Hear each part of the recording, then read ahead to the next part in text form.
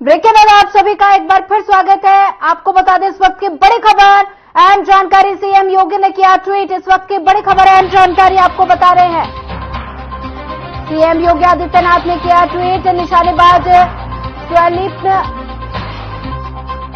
इस वक्त की बड़ी खबर, अहम जानकारी आपको बता रहे हैं। सीएम योगी आदित्यनाथ ने ट्वीट किया है और कुसाले को दी बधाई। निशानेबाज कुसाले को बधाई दी गई है। सीएम योगी आदित्यनाथ ने ट्वीट कर बधाई दी है। सीएम योगी आदित्यनाथ ने ट्वीट किया है और निशानेबाज स्वलिप्त कुसाले को बधाई दी गई है। इस वक्त की बड़ी खबर आपको बता रहे हैं। सीएम योगी आदित्यनाथ ने ट्वीट किया है और साथ ही ट्वीट कर निशानेबाज को बधाई दी गई है। बधाई और शुभकामनाएं दी गई है और साथ ही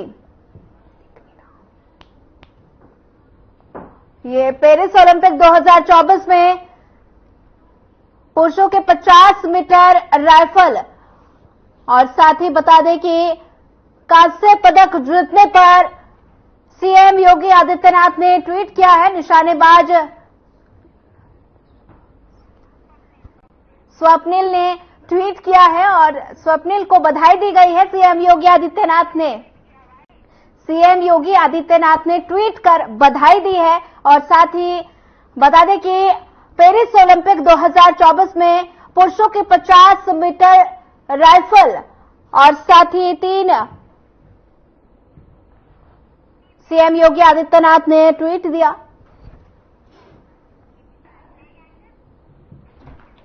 चलिए आपको सीधे लिए चलते हैं लखनऊ, जहां पर यूपी विधानसभा की कार्यवाही लाइव है और साथ ही सीएम योगी आदित्यनाथ संबोधित कर रहे हैं।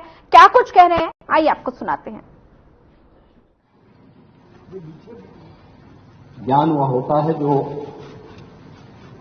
वास्तविक धरातल पर हम अपने व्यवहारिक जगत में देखते हैं और इसलिए हमारे यहां हमेशा बुजुर्गों वयोवृद्धों को सम्मान दिया गया है और हमारे यहां तो ये मान्यता है कि जो वो सभा नहीं होती है जहां कोई वयोवृद्ध न हो, बुजुर्ग न हो। और मैं इसलिए आपका अभिनंदन भी करूंगा इन सुझावों के लिए और इसलिए मैं भी एक वयोवृद्ध को अपने साथ बिठा के रखता हूं।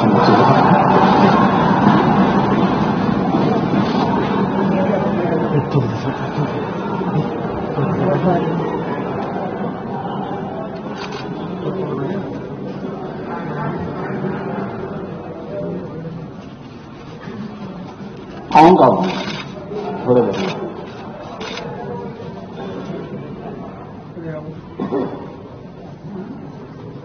महोदय। सप्लीमेंट्री डिमांड के बारे में चर्चा हो रही थी कि क्या आवश्यकता थी।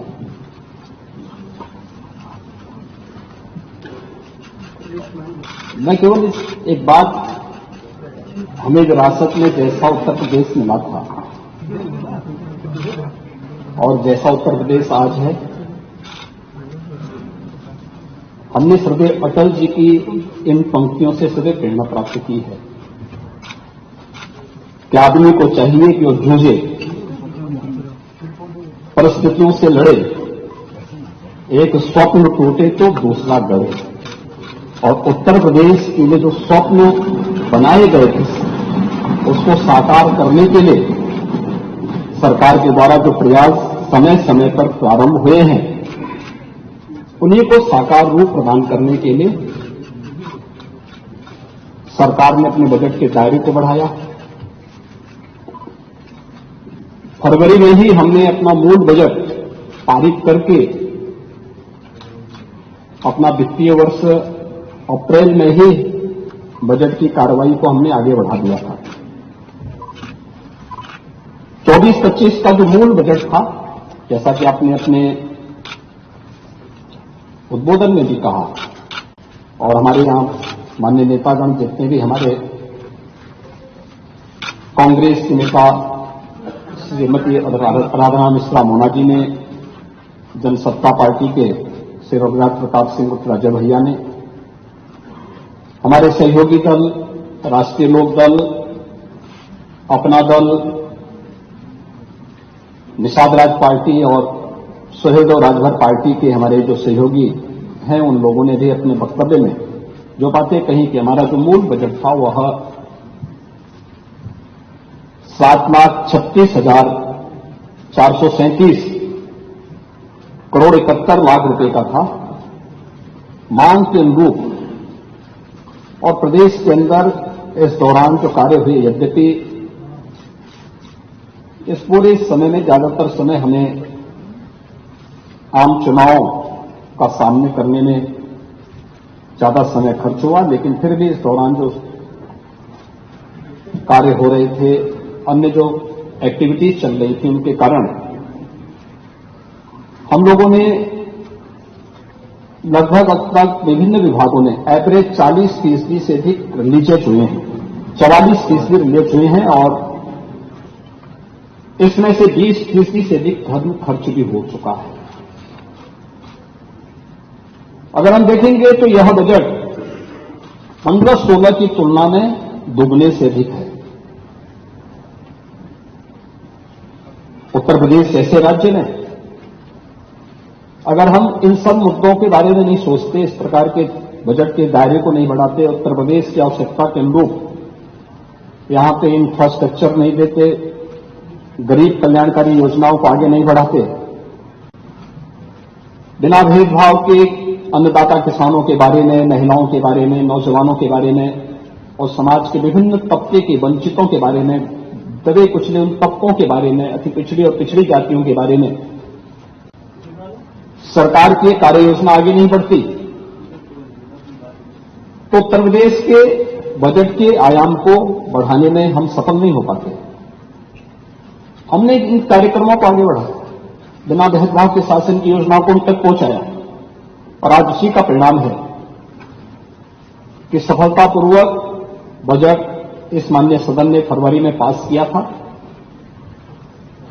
1 अप्रैल से नए वित्तीय वर्ष प्रारंभ होने के साथ नए बजट पे कार्य करना प्रारंभ भी कर दिया और आज जब हम अगस्त मास की प्रथम तिथि में यहां पर उपस्थित हुए हैं, इन पिछले 4 महीनों के अंदर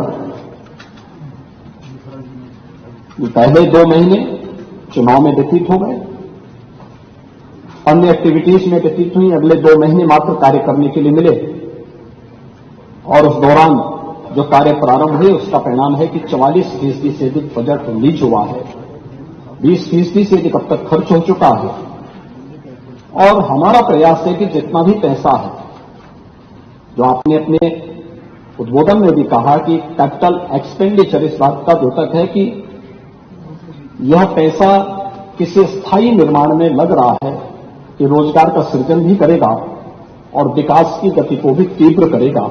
उसी विकास की गति को तीव्र करने के लिए उत्तर प्रदेश को देश की सबसे बड़ी अर्थव्यवस्था के रूप में स्थापित करने के सरकार के अभियान का वो हिस्सा है और पिछले 7 वर्ष में जो प्रयास प्रारंभ हुए उसी का परिणाम है कि हम बजट के दायरे को दोगुना करने में सफल हुए।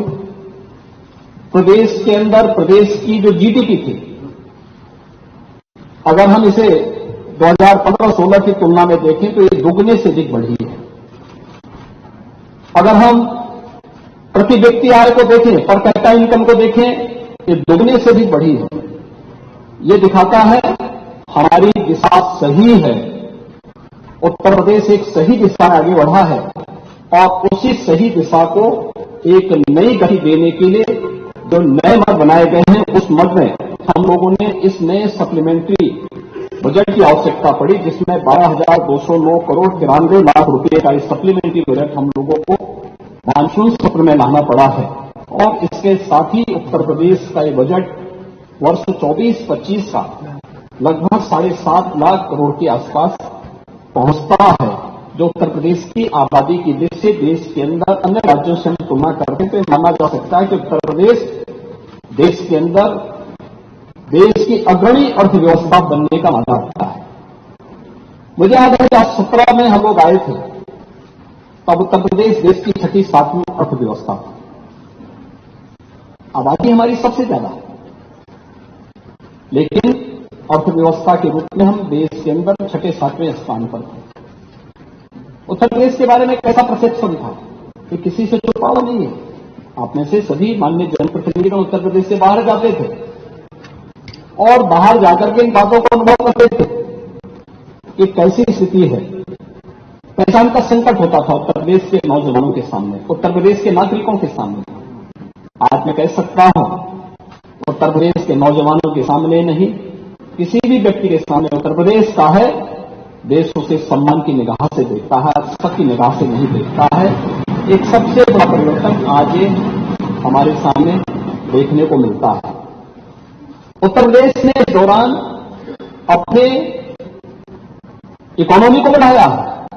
आज हम देश की 7वीं नहीं बल्कि दूसरी बड़ी अर्थव्यवस्था है और अगले 3 और 5 वर्ष का जो रोड मैप हम लोगों ने तैयार किया है, उस रोड मैप के साथ ही आज मैं सदन में इस सप्लीमेंट्री डिमांड के साथ बोलना चाहूंगा कि उत्तर प्रदेश ने जो एक कार्य इस दौरान किया है, इसके परिणाम आज हमारे सामने आए हैं। और ये जो बजट है, ये बजट केवल एक बजट नहीं है, यह जो आकार बजट का बढ़ा